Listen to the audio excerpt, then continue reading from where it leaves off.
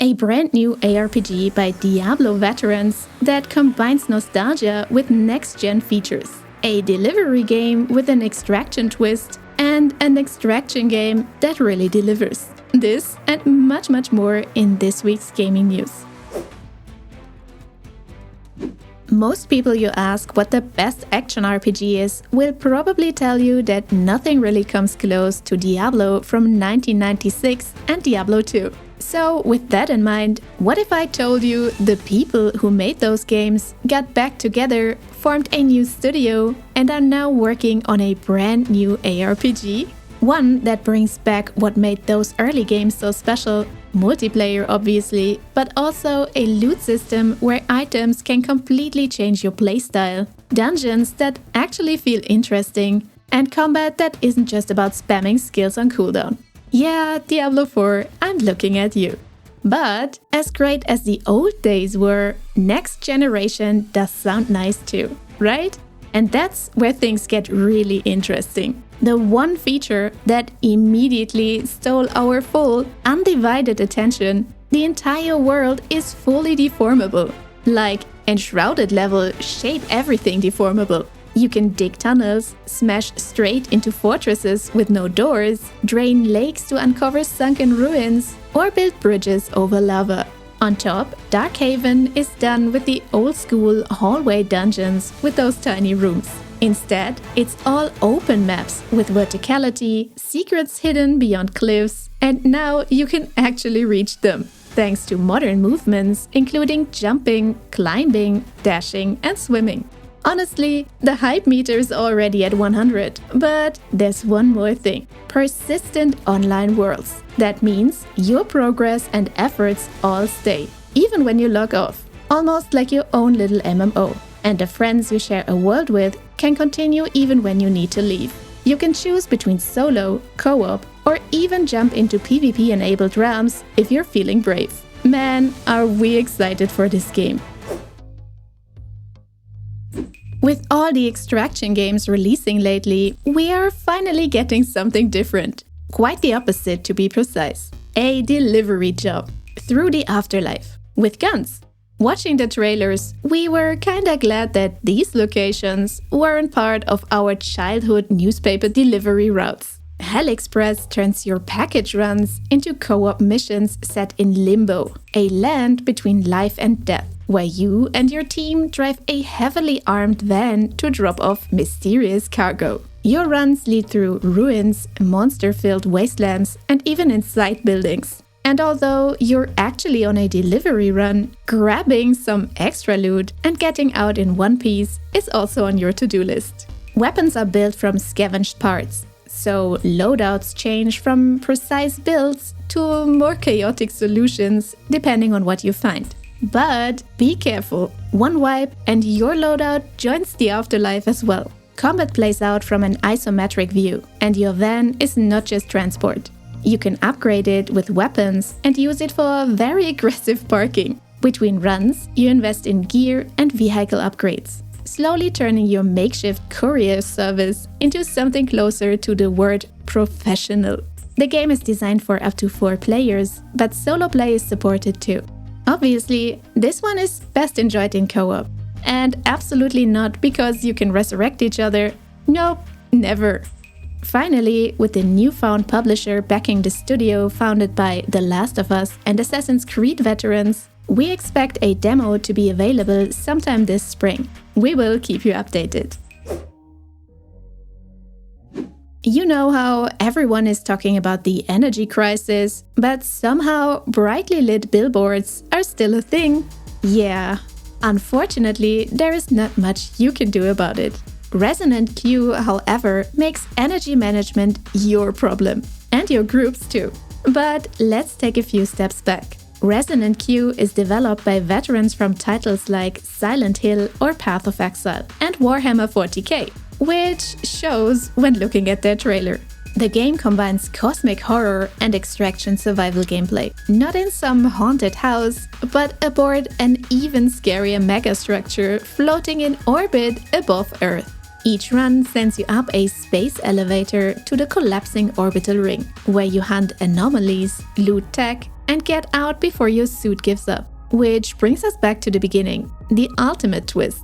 Everything runs on one shared energy pool. Shooting, scanning dark areas, life support, abilities, even extraction, all is fueled by the same battery. Light up a corridor to see what is breathing in it, battery drain. Panic fire at a swarm, also battery drain. Greg randomly blasting his favorite song on speaker, yup, battery and nerves completely drained. There are various specialists to choose from, each occupying different roles, which matters more in co-op. You can play in teams of up to 3 players, sharing pressure as much as loot, including tough calls like burning energy to save a teammate or keeping enough to escape yourself. In Greg's case, we already know our decision. And while the enemies don't fall into your usual space enemy category, I mean, who had giant bobbleheads on their bingo cards? They are by far not the only danger on your runs, as the structure itself is falling apart. With blackouts, failing systems, low visibility, and unpredictable environments, every run is a gamble. And if you make it out alive, you build up a base at the foot of a space elevator, unlock new zones, and upgrade your gear. Typical fun extraction loop with a slightly stressful twist. Some games add co-op, some games require co-op, and some special ones are built for co-op and still respect your time alone. Twins of Olus is one of these rare cases. Players control 2 linked protagonists in tandem, creating a unique solo co-op feel that works in both single-player and local multiplayer.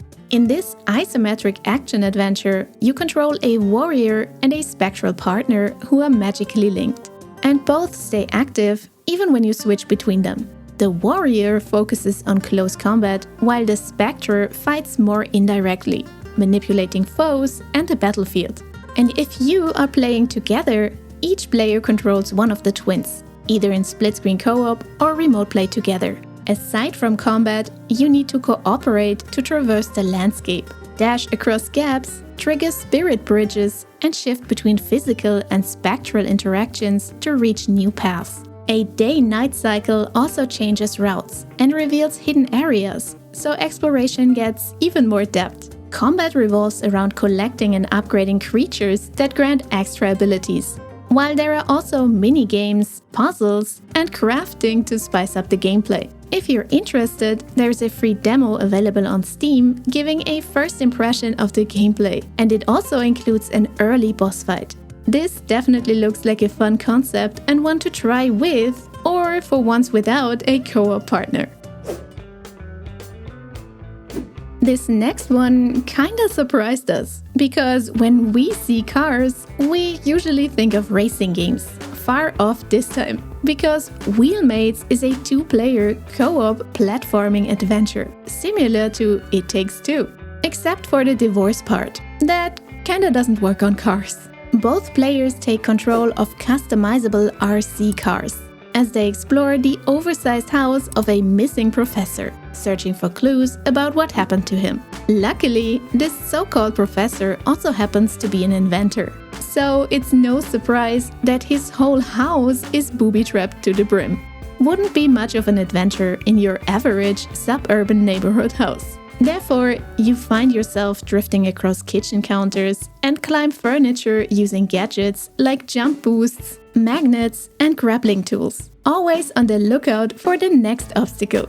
The gameplay centers around constant back-and-forth coordination, demanding teamwork and communication. There is no single-player mode for obvious reasons, but we found the RC car take fun and refreshing. What's next? Maybe an Overcooked with cars and lots of motor oil. When was the last time you played a game with your friends that wasn't just fun and cozy, but also made you care about something we all really should care more about? Protecting your environment. Yeah, I'd say probably never. And that's exactly why we were instantly sold on Clean Up Earth, a cozy co-op game all about restoring nature. You're equipped with a vacuum tool that makes it look like your previous job involved busting ghosts in New York. and you use it to clear polluted landscapes of trash and debris. Slowly, but very satisfyingly, you watch the world heal.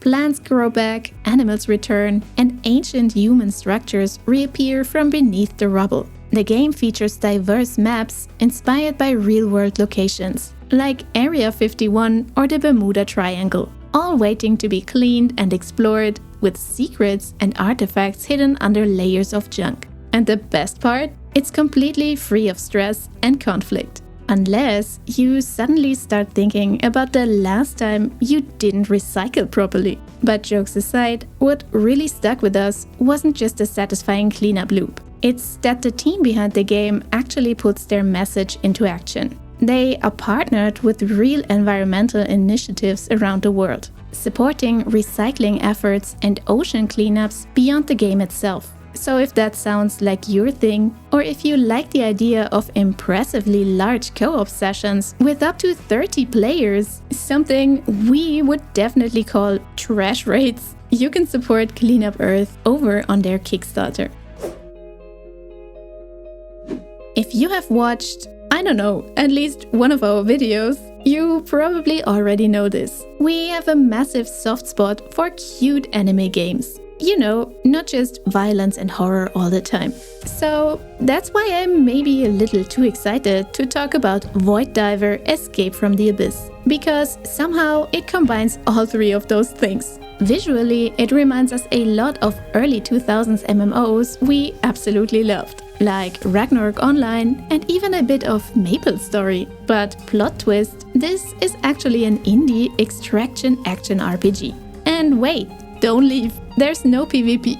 Instead, you and up to 3 friends run a small antique shop and manage a little team of employees called divers. Each diver is a unique character with their own class and skill set, and you send them into dangerous dungeons to recover valuable loot and cursed artifacts, which you then sell back at the shop. If the game's world didn't have ended already, I'm pretty sure we wouldn't get far with this business model of ours. Anyway, the dungeon is full of monsters, broke machines, and other dangers. Each run gets spicier thanks to a stress meter that slowly builds up during scary encounters, plus curses that will stick around for future expeditions if you don't deal with them in time. Once you make it back alive in your little red telephone booth, there's a light shop sim layer where you grow your business and deal with customers. There's already a demo up on Steam, and it's very high on our must-try list. The full game is planned for later this year.